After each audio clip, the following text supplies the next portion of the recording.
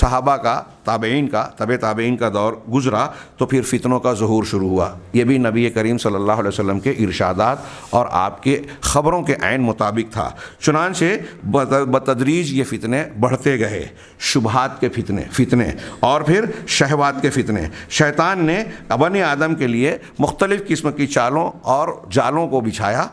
اور انسان اس کا شکار ہوتے رہے۔ والذین یطیعونہ، اور جو لوگ شیطان کی اطاعت و فرما برداری میں لگ گئے، صحیح منہج سے اس کے جال اور چال میں آئے، فتنوں کی اتباع شروع کی، شبہات کے فتنوں میں پڑھتے گئے، قرآن و سنت میں کیڑے نکالتے گئے، ان سے الگ الگ اصولوں، یہ اگر ہم تاریخ بیان کریں کہ بھی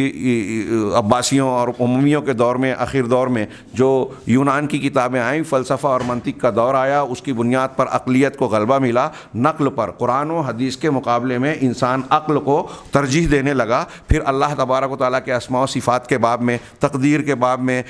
سنت کی حجیت کے باب میں، اور پھر علم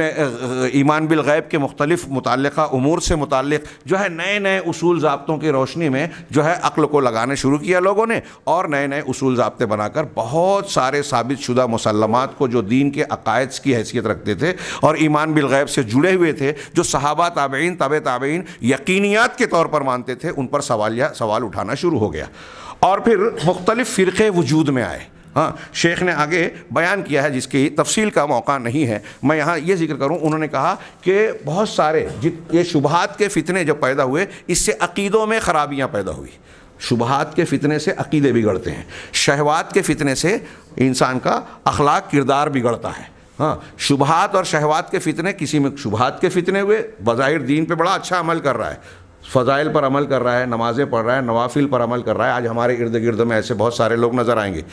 کہ عمل کرنے میں ظاہر میں وہ دیندار نظر آتے ہیں، لیکن منہج میں، فکر میں، عقیدے میں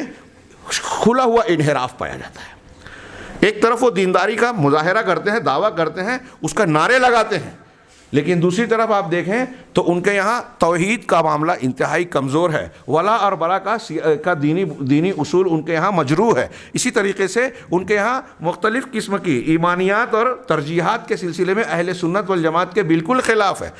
وہ صحابہ کرام اپنے اصولوں اور اپنی خود ساختہ بنیادوں کے چلتے ان لوگوں کو سے دوستی کرتے ہیں، تائید کرتے ہیں جو صحابہ کرام رضوان اللہ علیہم اجمعین اور اہل حق، اہل توحید کی مخالفت کرتے ہیں، اور ان کی تائید کرتے ہیں جن کے یہاں تصوف کی گندگی ہے، جن کے یہاں وحدت الوجود اور حلول کی گندگی ہے، جن کے یہاں خارجیت ہے، باطنیت ہے۔ یہ ساری چیزیں اگر آپ غور سے دیکھیں تو آج ہمارے سماج، معاشرے اور عالم اسلام میں ہر طرف نظر آئے گی۔ اللہ کے نبی صلی اللہ علیہ وسلم نے یہ شیخ نے نبی کریم صلی اللہ علیہ وسلم کی ان حدیث کے حوالے سے شبہات اور اہوا کے فتنوں کا تذکرہ کرتے ہوئے ایک اور عزیز کا ذکر کیا کہ اللہ کے نبی صلی اللہ علیہ وسلم نے یہ بھی ہمیں اور آپ کو تنبیہ کر دی تھی، یہ پیشین گوئی فرما دی تھی کہ انہ من یعش منکم بعدی فسیری اختلافا کثیرا، میرے بعد جو جیے گا وہ بہت سارے اختلاف پائے گا، دیکھے گا کہ بہت سارے جھگڑے، لڑائیاں ہو رہی ہیں، اختلافات ہو رہے ہیں دین اور منہج کے سلسلے میں۔ تو اب آپ نے کیا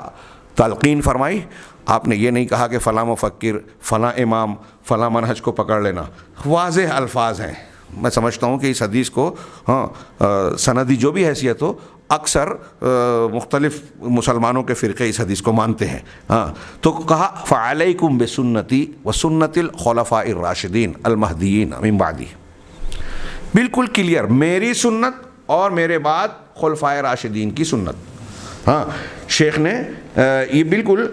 فرمایا کہ یہ اختلاف جو ہے کس بنیاد پر پیدا ہوا؟ اللہ کے نبی صلی اللہ علیہ وسلم فرمایا کہ اختلاف پیدا ہوگا، کس بنیاد پر؟ شیخ نے اس کی طرف تنبیہ کی کہ یہ اختلاف جو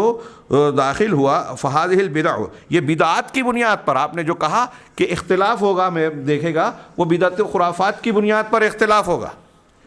فسیری اختلافا کثیرا، یہ بدعتیں ہیں اور یہ شبہات ہیں، خانہ یہ شبہات کا باب اور دروازہ ہے جس کی وجہ سے بہت سے لوگ اس اختلاف میں داخل ہو گئے اور صراط مستقیم نبی صلی اللہ علیہ وسلم کے راستے سے ہٹ گئے۔ چنانچہ انہوں نے ابلیس کی اطاعت کی، شیطان نے مختلف قسم کے شبہات پیدا کیے، بہکانے کے لیے جال بچھایا، تو انہوں نے ابلیس کی پیروی کی، چنانچہ شر اور بلا میں داخل ہو گئے، فتنوں کے باب میں پڑ گئے، شبہات کے فتنوں میں۔ اور کسی نے دوسرے باب میں شیطان کی اطاعت کی، یعنی وہ ہے شہوات کا فتنہ، اور وہ بھی اس جو ہے انحراف میں داخل ہو گیا، اور اس نے اللہ کے اوامر اور رسول کے اوامر کی مخالفت کی، چنانچہ وہ اسی میں غرقاب ہو گیا۔ ان میں سے کچھ ایسے بھی ہیں جنہوں نے شبہات کے فتنے اور شہوات کے فتنے دونوں کو اکٹھا کیا۔ یہ دونوں فتنوں میں زیادہ برے ہیں۔ ہاں، کہہ رہے ہیں جو شخص شبہات کے فتنے میں پڑا وہ عقائد،